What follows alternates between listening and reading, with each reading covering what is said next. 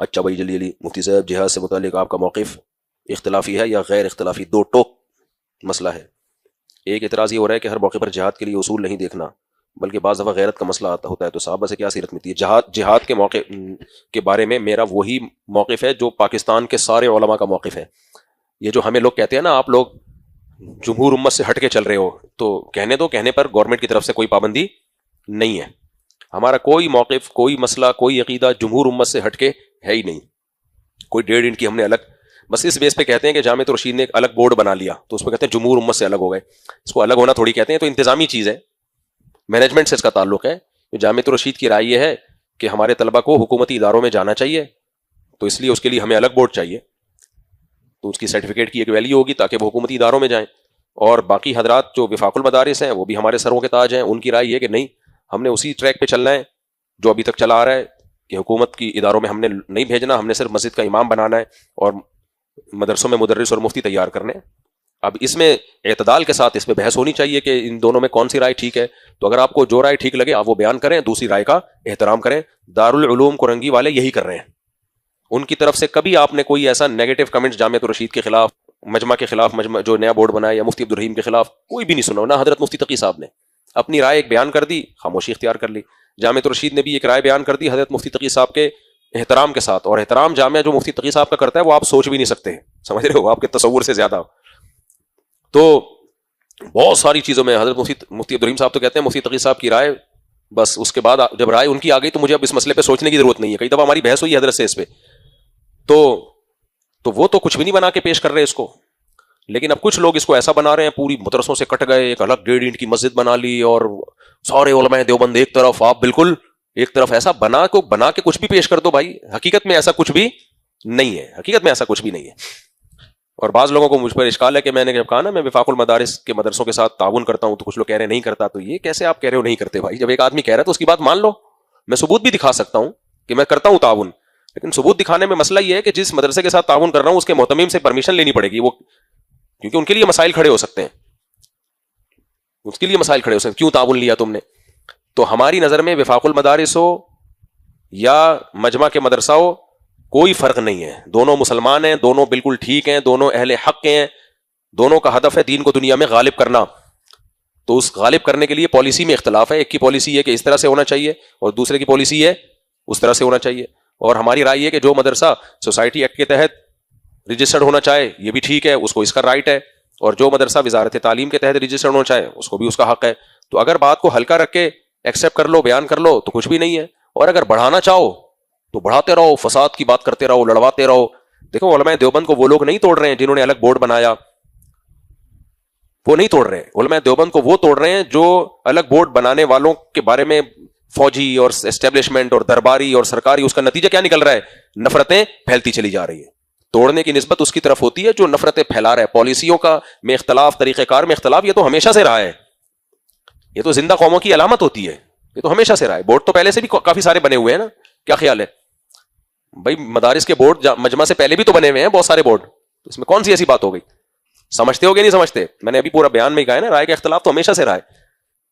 تو اس میں کوئی پرابلم کی بات نہیں ہے، کوئی خرابی کی بات نہیں ہے. تو جو لوگ الزامات لگا رہے ہیں نا، علماء دیوبند کو توڑنے کے ذمہ دار وہ لوگ ہیں کہ اپنی زبان میں شائستگی پیدا کریں، لہجہ درست کریں، نیتوں پہ شک نہ کریں. جتنا اختلاف ہے اس کو اتنا بیان کریں، جیسے کہ جامعۃ الرشید کر رہا ہے، جتنا اختلاف ہے اتنا بیان کر رہا ہے. جامعۃ اور یہ نہیں کہا کہ تمام وفاق المدارس کو وزارت تعلیم میں آ جانا چاہیے. انہوں نے کہا نہیں بھائی، ہونا یہ چاہیے کہ جو ادھر جانا چاہے ادھر چلا جائے، جو ادھر آنا چاہے ادھر چلا جائے. کسی بھی تھرڈ پرسن سے پوچھیں گے کہیں گے یہی ہے بہترین چیز ہے بھائی، جو ادھر جانا چاہے اس وزارت میں آ جائے، جو ادھر جانا چاہے. اس میں کسی پہ کوئی رائے، کوئی زبردستی نہیں ہے. تو اس لیے بڑھانا چاہو تو رائی کا پہاڑ بنا دو، ہلکا رکھنا چاہو تو کچھ بھی نہیں ہے. یہ تو نہ کوئی ٹوٹا ہے، اور جو پروپیگنڈا کر رہے ہیں توڑ دیا علماء کو، اس کو بولے چپ کر کے بیٹھ جاؤ، بس نفرتیں مت پھیلاؤ. بعض لوگوں کے اپنے مفاد ہوتے ہیں اور بیٹھ کے ایسے توڑ دیا اور یہ کر دیا اور فلانا کر دیا. اور کوئی نہیں توڑا ہے، کچھ بھی نہیں ہوا ہے، کوئی کسی کا مخالف نہیں ہے، کوئی کسی کے، ہاں سیاسی اختلافات پہلے بھی تھے، اب بھی ہیں، قیامت تک رہیں گے، اور یہ ہمیشہ رہیں گے. یہ زندہ ہونے کی علامت ہوتی ہے. باقی اعتدال سے رہو، یہ کر دیا، فلانا کر دیا، ڈمکانا کر دیا. تو جہاد سے متعلق ہمارا وہی موقف ہے جو پوری امت کا موقف ہے.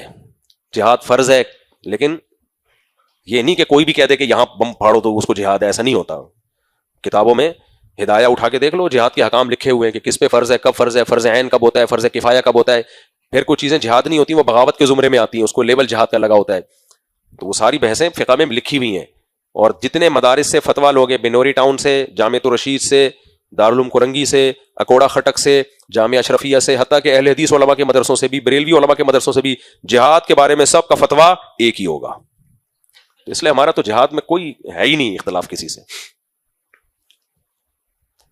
اچھا بھائی، مفتی تقی صاحب فرماتے ہیں کہ مدارس کے طلبہ علماء کو ٹھیٹھ دیسی طرز پر دنیا کی آرائشوں سے، دنیاوی عہدوں اور جدید دنیا اور دنیا دار لوگوں سے دور رہنا چاہیے. تو ہمیں نبی صحابہ کی سیرت سے کیا ملتا ہے، وضاحت فرمائیں، کیونکہ ہر مسلمان خود کو زمانے کے ساتھ اپڈیٹ اور اونچا رہنا پسند کرتا ہے. حضرت مفتی تقی عثمانی صاحب ہم سب کے لیے قابل احترام ہے. حضرت کا بیان آیا تھا جب یہ وزارت تعلیم اور یہ والا ایک اختلاف کھڑا ہوا تھا، تو حضرت نے فرمایا تھا کہ مدارس کا کام یہ ہے ہی نہیں کہ طلبہ کو فوج میں بھیجنا یا حکومتی اداروں میں بھیجنا، ہمارا کام مدرس تیار کرنا ہے اور حکومت سے بالکل الگ تھلگ رہنا ہے. تو حضرت کی یہ رائے ہے سراخوں پہ. بھائی کیا خیال ہے؟ اور حضرت اس رائے میں مخلص ہیں. حضرت کا خیال یہی ہے کہ ہم حکومت سے الگ رہیں گے تو حکومت کے اثرات قبول نہیں کریں گے اور ہمارا فتویٰ بالکل خالص ٹھیٹھ دیسی ہوگا. لیکن ایک دوسری رائے ہے جو حضرت مفتی عبدالرحیم صاحب کی رائے ہے. وہ رائے یہ ہے کہ اگر ہم حکومتی اداروں سے دور ہو گئے تو حکومت خالصتاً سیکولر اور لبرل لوگوں کے ہاتھ میں چلی جائے گی، اور گئی ہوئی ہے. یہ جو صدر کو مستثنی کر دیا تا قیامت، اور پوری کوشش کی کہ قبر کے فرشتے بھی حساب نہ لیں، ہو سکتا ہے یہ بل بھی پاس ہو جائے. تو یہ جبھی تو ہے، تبھی تو سیاسی جماعتیں بھی کوشش کرتی ہیں کہ ان کو علماء کو، جو دینی جماعتیں ہیں، کہ بھی علماء کو اسمبلیوں میں لایا جائے. تو اسمبلیوں میں علماء کو کیوں لایا جا رہا ہے؟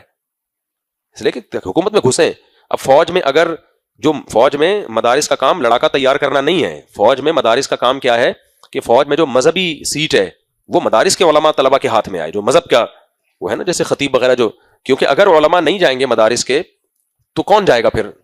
دوسرے لوگ جائیں گے، اور جا رہے ہیں، وہ تو جا رہے ہیں وہاں پہ.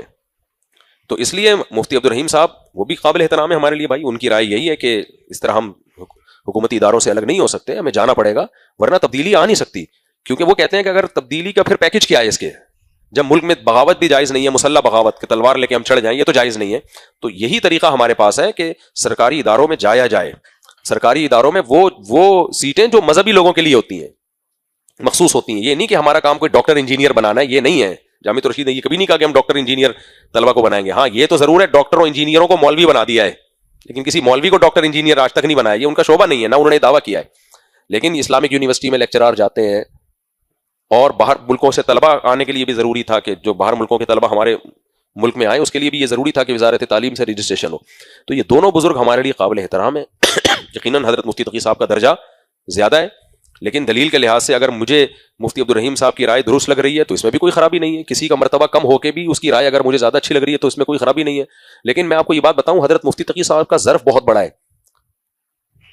ان کی رائے کا اگرچہ یہ اختلاف ہے کہ جامعۃ الرشید سے، لیکن انہوں نے وہ زبان جامعہ کے خلاف آج تک استعمال نہیں کی، نہ مفتی عبدالرحیم صاحب کے خلاف.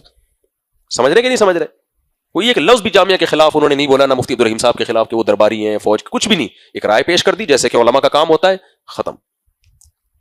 تو اتنا اگر کوئی کر لینا کہ بھئی جامعۃ الرشید کی رائے ہماری رائے میں غلط ہے، نہیں ہم نہیں چاہتے کہ علماء جو ہے سرکاری اداروں میں جائیں، اس کے سائیڈ افیکٹ یہ ہوں گے کہ سرکار کی سنیں گے پھر وہ، اور ہم جواب میں کہہ دیں گے کہ بھئی یہ سائیڈ افیکٹ کا خطرہ ہے لیکن نہ جانے کا خطرہ اس میں وہ زیادہ بڑا ہے. تو ان کی تربیت ایسی کی جائے کہ وہ جائیں اور نہ سنیں حکومت کی. میری پتہ ہے ذاتی رائے کیا ہے کہ دونوں طرح کے مدرسے ہونے چاہیے. میری ذاتی رائے یہ کہ دونوں طرح کے مدرسے ہونے چاہیے. کچھ ایسے ہوں جو علماء کو وہاں بھیجے، اور کچھ ایسے ہیں جو ٹھیٹھ دیسی، جیسے میں تو دیسی طرز پہ ہوں، میں کسی حکومت کے ادارے میں جا ہی نہیں سکتا. تو ایسے لوگ بھی ضروری ہیں تاکہ وہ خالصتاً کسی کوئی مراعات لیے بغیر دین کی خدمت کر رہے ہوں. تو میری رائے تو یہ کہ دونوں طرح کے مدرسے ہونے چاہیے. تو اس لیے مفتی تقی عثمانی صاحب نے وہ لب و لہجہ کبھی بھی استعمال نہیں کیا. لیکن ہمارے ہاں کچھ لوگ وہ زیادہ آگے جانے کی کوشش کر رہے ہیں اور وہ لڑوا رہے ہیں علماء دیوبند کو، سمجھ رہے ہو نا؟ وہ علماء کو لڑوا رہے ہیں آپس میں، اور لیبل یہ لگا رہے ہیں کہ انہوں نے لڑوا دیا. چلو مفتی صاحب سوال ہے کہ ہو گیا میرے بھائی. 20,000 کی دیکھ کر کے کھاؤں، اگر کوئی منت مانے کہ 20,000 کی دیکھ کھلاؤں گا اگر یہ کام ہو جائے، اور وہ کام ہو جائے، تو کیا بندہ اب 20,000 کسی مستحق کو دے سکتا ہے؟ جی، 20,000 کیش دے دیں، وہ زیادہ بہتر ہے دیکھ کی بنسبت. دیکھ کی منت لازمی نہیں ہوتی، وہ آپ کسی کو کیش اماؤنٹ دے دیں وہ زیادہ بہتر ہے.